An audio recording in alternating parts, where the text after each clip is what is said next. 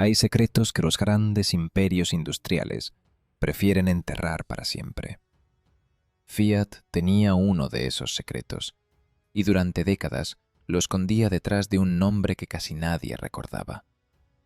Un nombre que venía de las bicicletas, de las carreras ciclistas y de los talleres milaneses del siglo XIX.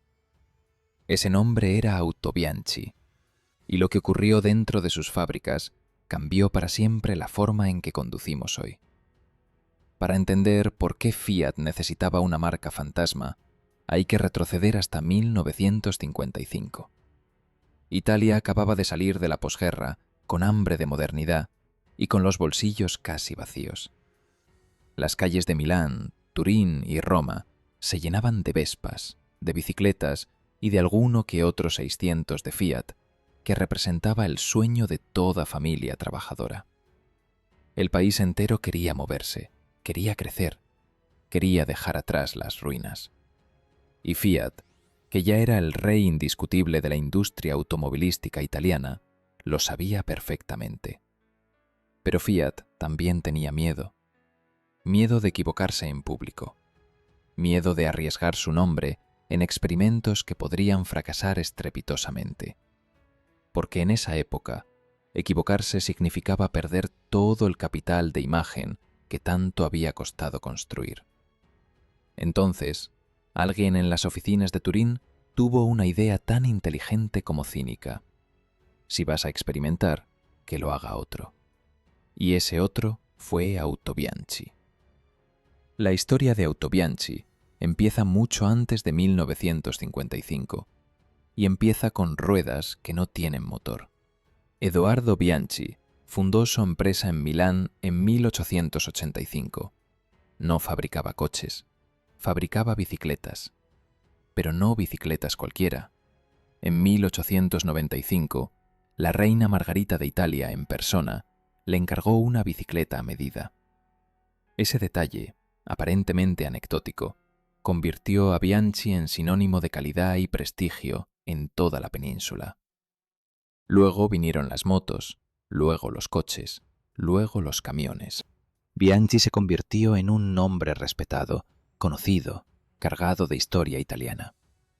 Pero la empresa familiar no tenía ni la escala ni el capital para competir de igual a igual con los gigantes. Y ahí entró en escena Pirelli, el otro socio del que casi nadie habla cuando se cuenta esta historia. Pirelli era ya en los años 50 uno de los mayores fabricantes de neumáticos del mundo. Una empresa con capital abundante y con una visión industrial que iba más allá del caucho. Pirelli quería estar en el negocio del automóvil, no como proveedor, sino como actor. Y la familia Bianchi necesitaba financiación y respaldo tecnológico. La combinación era lógica. En 1955, Bianchi, Pirelli y Fiat firmaron un acuerdo para crear una empresa conjunta, Autobianchi. Los roles estaban claros sobre el papel. Bianchi aportaba las instalaciones y el know-how de fabricación, especialmente su fábrica de Desio, al norte de Milán. Pirelli ponía el capital y la capacidad industrial. Fiat daba los motores, la plataforma técnica y, sobre todo, el acceso a su red de distribución. Era un matrimonio de conveniencia perfecto. Pero el papel que Fiat no escribió en ningún contrato era el más importante. Autobianchi sería el laboratorio secreto donde el gigante de Turín probaría todo aquello que no se atrevía a poner bajo su propio nombre. Y vaya si lo aprovecho. El primer gran experimento fue la Autobianchi Stellina, presentada en 1963. Era un pequeño roadster de 2 plazas, con algo que en Italia nunca se había visto en producción en serie. La carrocería era de fibra de vidrio, plástico reforzado. Los ingenieros tradicionales de la época miraban ese coche con una mezcla de curiosidad y escepticismo. El acero era el material del automóvil serio, el material de los hombres. La fibra de vidrio era cosa de experimentos y de prototipos de salón, pero Fiat necesitaba saber si aquello funcionaba en la realidad, con clientes reales bajo el sol y la lluvia de verdad. Y lo averiguó, sin arriesgar ni una sola letra de su nombre. La Stellina fue el primer automóvil italiano de producción con carrocería de fibra de vidrio. Un hito que casi nadie recuerda hoy porque lleva el nombre equivocado. Pero el experimento verdaderamente revolucionario llegó en 1964 con la Autobianchi Primula. Aquí la cosa se pone seria, porque la Primula no era una curiosidad de diseño. Era una declaración de guerra contra toda la lógica establecida del automóvil pequeño. Dante Giacosa, el ingeniero jefe de Fiat y uno de los cerebros más brillantes de la historia del automóvil europeo, había desarrollado para la Primula algo que en aquella época sonaba casi a ciencia ficción. Un motor de 4 cilindros montado de forma transversal sobre el eje delantero, con tracción delantera integrada en el mismo bloque. Una solución mecánica compacta, eficiente y radicalmente diferente a todo lo que Fiat había hecho hasta entonces bajo su propio nombre. El mismo Giacosa llevó este concepto a la Primula porque sabía que si fallaba, el fracaso quedaría enterrado en Desio. Y si funcionaba, las lecciones aprendidas podrían trasladarse directamente a Turín. Funcionó. Funcionó de una manera tan convincente que apenas 4 años después, en 1969, Fiat lanzó el Fiat 128 con exactamente la misma arquitectura mecánica. Y 2 años más tarde, el Fiat 127. 2 coches que vendieron decenas de millones de unidades en todo el mundo. 2 coches que definieron el estándar del automóvil de tracción delantera para las 3 décadas siguientes. 2 coches cuyo ADN mecánico vive hoy en prácticamente cada utilitario moderno que circula por las carreteras españolas. Todo eso había nacido en silencio, sin fanfarrias, en una fábrica del norte de Milán que fabricaba bicicletas para reinas. Y en 1969, el laboratorio secreto de Fiat estaba a punto de producir su experimento más audaz. Uno que no solo cambiaría la mecánica del automóvil, sino su alma, su carácter, su capacidad de emocionar. Ese experimento tenía un nombre sencillo: A112. Turín, 1969. La ciudad huele a metal caliente, a café expreso y a ambición industrial. En las fábricas de Fiat trabajan más de 150.000 personas. El país crece a un ritmo que los economistas llaman el milagro italiano. Y cada familia que sube un escalón social quiere celebrarlo con 4 ruedas. El mercado del automóvil pequeño es una batalla campal. El Mini británico lleva una década humillando a los fabricantes continentales con su ingenio mecánico. El Volkswagen Escarabajo sigue vendiendo millones con una fidelidad casi religiosa. Y Fiat necesita algo nuevo. Algo que no sea simplemente competitivo, sino que sea mejor. Dante Giacosa lo tenía claro desde el principio. El hombre que había diseñado el Fiat 500, el coche que literalmente puso a Italia sobre ruedas en los años 50, sabía que el automóvil pequeño del futuro no podía ser solo pequeño. Tenía que ser inteligente. Y la inteligencia, en términos de ingeniería, significaba una sola cosa: aprovechar cada centímetro de espacio disponible de una manera que ninguna otra marca había logrado todavía en ese segmento. El resultado fue el Autobianchi A112. Presentado en octubre de 1969 en el Salón del Automóvil de Turín, el coche media 3 metros y 17 centímetros de largo. Para poner eso en perspectiva, era incluso más corto que el Mini. Pero al contrario que el Mini, el A112 ofrecía un interior sorprendentemente habitable, un maletero utilizable y una mecánica derivada directamente de los experimentos de la Primula. motor delantero transversal, tracción delantera, carrocería de 3 puertas. Todo en menos espacio del que ocupa hoy un carro de supermercado grande. La reacción del público fue inmediata y brutalmente positiva. Las listas de espera en los concesionarios italianos se dispararon desde el primer mes. Se cuenta que en algunas ciudades había colas literalmente dando la vuelta a la manzana para hacer un pedido. Esto no era marketing, era un fenómeno espontáneo. La gente entendía de forma instintiva que aquel coche era algo diferente. Era moderno sin ser extravagante. Era pequeño sin hacerte sentir que llevabas menos de lo que necesitabas. Pero lo que el público no sabía, y lo que Fiat tampoco tenía ningún interés en comunicar, era que el A112 era una vez más el conejillo de Indias de Turín. Cada solución técnica que funcionase bien en el A112 sería trasladada directamente al Fiat 127, que llegaría en 1971. La plataforma mecánica, la disposición del motor, la geometría de la suspensión delantera. Todo pasaba primero por Desio y luego, refinado y abaratado para producción masiva, llegaba a Turín. Era un sistema perverso en su eficiencia. Autobianchi asumía el riesgo técnico y comercial. Fiat recogería los beneficios a escala industrial. Y sin embargo, el A112 no era un simple experimento descartable. Era un coche con carácter propio, con una personalidad que los compradores reconocían y apreciaban. En Italia se convirtió rápidamente en el vehículo urbano por excelencia. Compacto para aparcar en las calles estrechas de Roma o de Nápoles, económico en consumo, fácil de mantener. Las mujeres lo adoptaron con entusiasmo porque era maniobrable y práctico. Los jóvenes lo amaban porque era lo más moderno que podían permitirse. Y los ingenieros lo respetaban porque debajo de esa carrocería humilde había soluciones mecánicas de una elegancia genuina.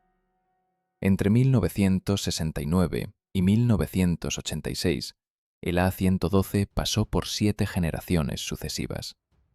Se vendieron 1.254.178 unidades. Para un coche fabricado por una marca secundaria en una fábrica mediana al norte de Milán, esa cifra es sencillamente extraordinaria. Comparable, en proporción, al éxito que tuvo el Mini en el Reino Unido. Un éxito que Fiat observaba desde Turín con satisfacción, porque cada A112 vendido era también una lección aprendida que alimentaba directamente sus propios proyectos. Pero había alguien que miraba el A112 con ojos completamente distintos. No veía un experimento mecánico ni un utilitario práctico. Veía potencial en estado puro. Veía un coche al que le faltaba una sola cosa para ser completamente memorable: velocidad. Ese alguien se llamaba Carlo Abarth, y lo que estaba a punto de hacer con el A112 iba a adelantarse 5 años a la historia del automóvil europeo. Carlo Abarth no era un ingeniero de despacho. Era un hombre que pensaba con los oídos, escuchando el sonido de los motores como otros escuchan música. Había nacido en Viena en 1908. Había crecido entre motos de carreras y había llegado a Italia siguiendo el olor a gasolina y a gloria. En Turín había construido un imperio pequeño, pero ferozmente respetado. La empresa Abarth & Company, especializada en transformar coches normales en máquinas que parecían tener el doble de alma que cualquier rival del mismo precio. Sus escorpiones dorados sobre fondo amarillo eran una promesa, y esa promesa nunca había fallado. Cuando Abarth vio el A112 por primera vez, no vio un utilitario, vio una oportunidad. El coche era ligero, compacto, con una mecánica delantera que dejaba espacio para jugar con la afinación. Y Abarth, que en ese momento rondaba los 62 años, pero conservaba intacto el instinto del piloto, empezó a trabajar de inmediato. Lo que salió de sus talleres en 1971 fue algo que Fiat no había pedido y que desde luego no esperaba. Abarth había tomado el motor del A112 y lo había llevado hasta los 108 caballos de potencia. Había añadido ensanchadores de paso de rueda fabricados en resina roja, llantas de magnesio, un interior completamente rediseado con instrumentación deportiva. El resultado era una máquina que parecía haber llegado desde otra dimensión. Un coche de ciudad que se comportaba como un coche de carreras. Los ingenieros de Fiat, que lo vieron circular por los alrededores de Turín, no daban crédito. Pero entonces llegó la respuesta de Turín. No, demasiado caro de producir, demasiado lejos del público objetivo del A112. Fiat había calculado los márgenes, había mirado los números y había decidido que aquella bomba de 108 caballos no tenía sentido comercial dentro de la gama de una marca urbana y familiar. Era una lógica empresarial impecable y al mismo tiempo una decisión que apagaba algo genuinamente especial. Abarth aceptó la decisión, pero no se rindió del todo. Negocios con Fiat eran negocios con alguien que siempre tenía la última palabra, y él lo sabía mejor que nadie. Así que redujo, ajustó, buscó el máximo rendimiento dentro de los límites que le imponían. El resultado fue el Autobianchi A112 Abarth oficial, presentado en 1971 con 58 caballos de potencia. Menos de la mitad de lo que había soado. Pero incluso así, aquella versión era algo que el mercado europeo no había visto antes. Porque hay que entender el contexto. En 1971, el concepto de hot hatch, el utilitario compacto con motor afinado y carácter deportivo, sencillamente no existía como categoría.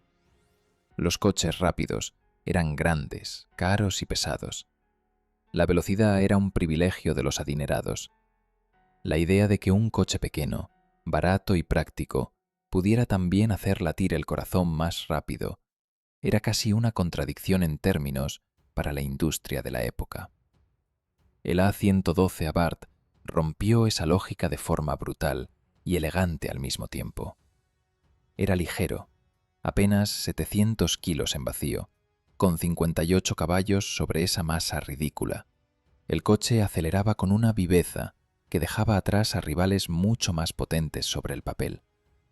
El chasis era preciso, la dirección comunicaba cada irregularidad del asfalto, y el sonido del motor afinado por Abarth era adictivo de una manera que ningún utilitario convencional podía replicar. En las curvas estrechas de las ciudades italianas, aquel coche era imbatible. Y aquí viene el dato que debería estar grabado en letras de oro en cualquier libro de historia del automóvil europeo. El Autobianchi A112 Abarth llegó al mercado en 1971. El Volkswagen Golf GTI, el coche que los libros de historia han coronado durante décadas como el inventor del hot hatch, llegó en 1976, 5 años después. El A112 Abarth no inspiró al Golf GTI de forma directa y documentada, pero definió la categoría con 5 años de antelación. Que los alemanes se llevaran el crédito es una de esas ironías de la historia que todavía duele si eres aficionado honesto al automóvil. Carlo Abarth no llegó a ver el éxito completo de su criatura. En el verano de 1971, agotado y con la sensación de que su visión siempre terminaría siendo domesticada por los contables de Turín, vendió su empresa a Fiat.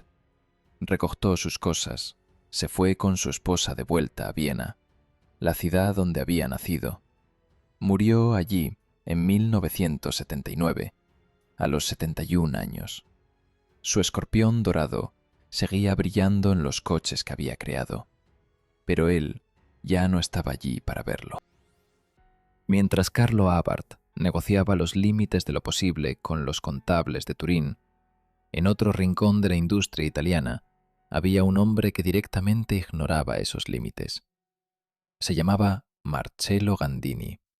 Tenía 30 años, trabajaba para el estudio de diseño Bertone y ya había firmado dos de los coches más bellos y radicales que el mundo había visto hasta entonces: el Lamborghini Miura en 1966 y el Lamborghini Spada en 1968. Gandini no odiseaba coches. Gandini redefinía lo que un coche podía ser. En 1969, Bertone recibió un encargo que sobre el papel parecía modesto: crear un concept car sobre la plataforma mecánica del Autobianchi A112 para el Salón del Automóvil de Turín. Una plataforma urbana, económica, con un motor pequeño. No exactamente el material con el que se construyen leyendas. Pero Gandini era el tipo de persona que veía posibilidades donde otros veían restricciones. Lo que presentó en Turín en octubre de 1969 dejó a los visitantes del salón literalmente sin palabras. El Autobianchi A112 Runabout no se parecía a ningún automóvil que existiera en ese momento. Se parecía a una lancha motora de competición que alguien hubiera decidido poner sobre 4 ruedas. La carrocería era bajísima, sin puertas, con unas formas que evocaban directamente las embarcaciones de carreras que surcaban el lago de Como en los años 60. El habitáculo era tan abierto y expuesto que montarse en él parecía más un acto de valentía que de conducción cotidiana. Pero los detalles eran lo que verdaderamente separaba el Runabout de cualquier otra cosa en ese salón. El único instrumento visible en el interior era el velocímetro, y estaba diseñado exactamente como la brújula de un barco, circular, con la escala grabada en el borde, como si el conductor fuera el capitán de una embarcación y no el conductor de un utilitario. Los faros delanteros no estaban en el morro.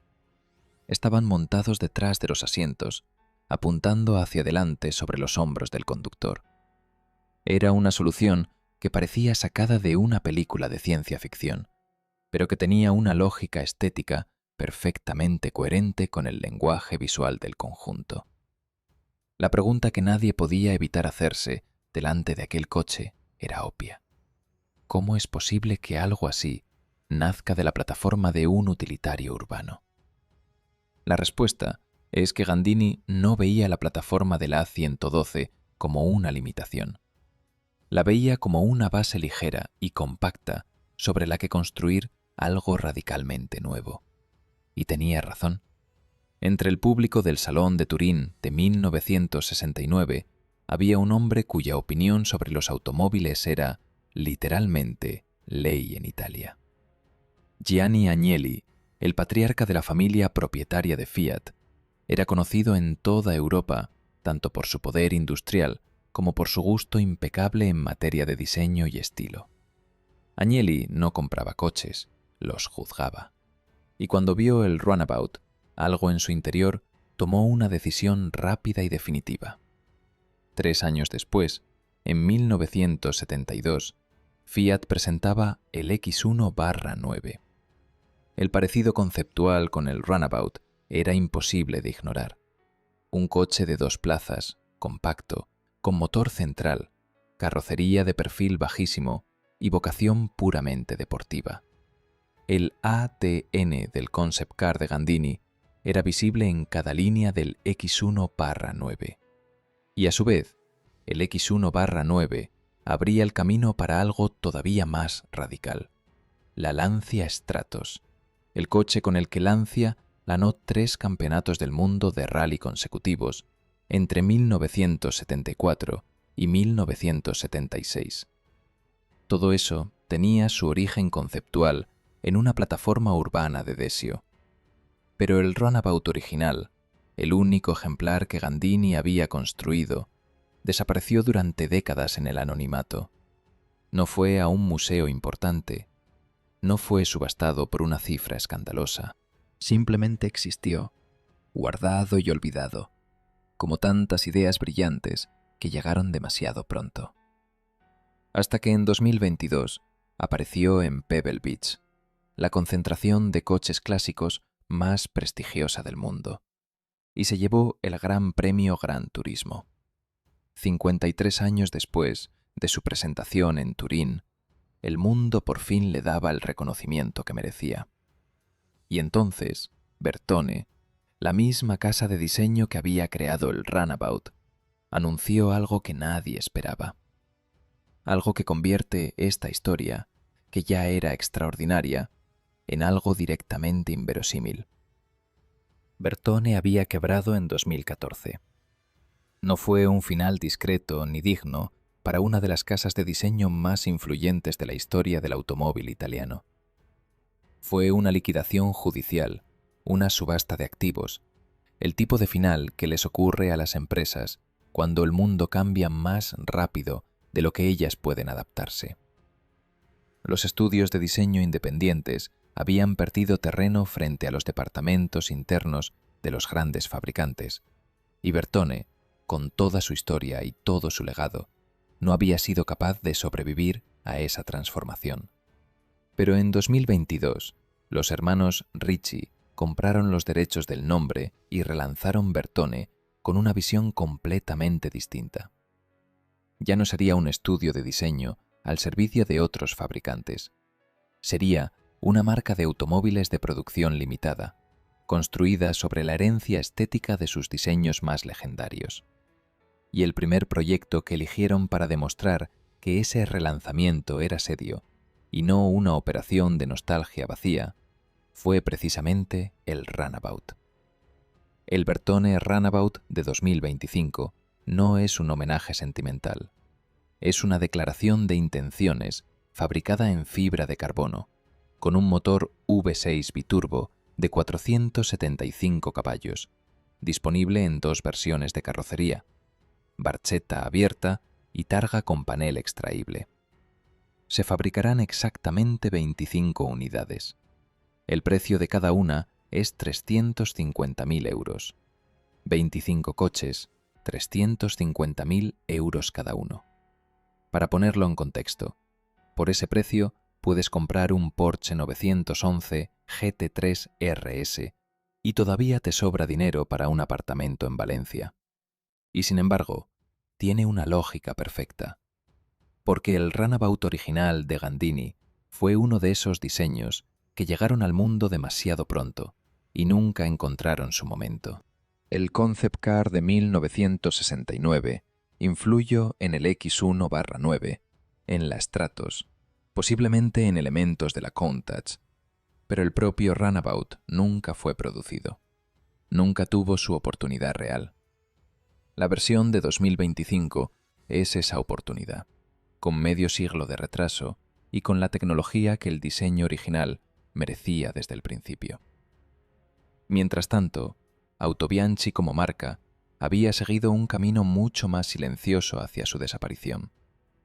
Desde 1977, los coches exportados fuera de Italia bajo el nombre Autobianchi comenzaron a venderse con el logotipo de Lancia en algunos mercados europeos. La razón era puramente comercial. Lancia tenía más reconocimiento internacional que Autobianchi, y Fiat, que había absorbido Lancia en 1969, prefirió unificar bajo una marca con más peso en el exterior. El A112 siguió fabricándose en Desio hasta 1986, con 1.254.178 unidades producidas en total. Pero para el mundo exterior, hacía años que había dejado de existir con su nombre original. La fábrica de Desio cerró definitivamente en 1992. La marca Autobianchi desapareció del registro oficial en 1995. 40 años de historia, de experimentos, de revoluciones técnicas silenciosas, archivados en un cajón como si nunca hubieran ocurrido. Pero ocurrieron, y sus consecuencias son visibles cada vez que alguien en España sube a un Volkswagen Polo GTI, a un Renault Clio RS o a un Seat Ibiza FR. El concepto del utilitario compacto con motor afinado y carácter deportivo, la categoría que hoy mueve millones de unidades en toda Europa, tiene su certificado de nacimiento en Turín en 1971. No en Wolfsburg, no en París, en un pequeño taller de una marca que la mayoría de la gente nunca ha oído nombrar. Y ahí está quizás la lección más importante de toda esta historia. Las revoluciones industriales no siempre llegan con el nombre de los grandes. A veces llegan desde los márgenes, desde los laboratorios secretos, desde las empresas que otros usan como escudo para no arriesgar su propio nombre. Autobianchi fue eso. El lugar donde Fiat se atrevió a ser valiente sin firmar con su nombre. Y la ironía final es que precisamente por eso, precisamente porque Fiat se escondió detrás de Autobianchi durante décadas, hoy conducimos los coches que conducimos. Una bicicleta para una reina, un laboratorio secreto en Desio, un escopión domesticado, una lancha sin puertas que un patriarca italiano aprobó con una sola mirada, y 25 coches de fibra de carbono a 350.000 euros, que en 2025 le devuelven al mundo una idea que nunca debió haberse quedado en un prototipo.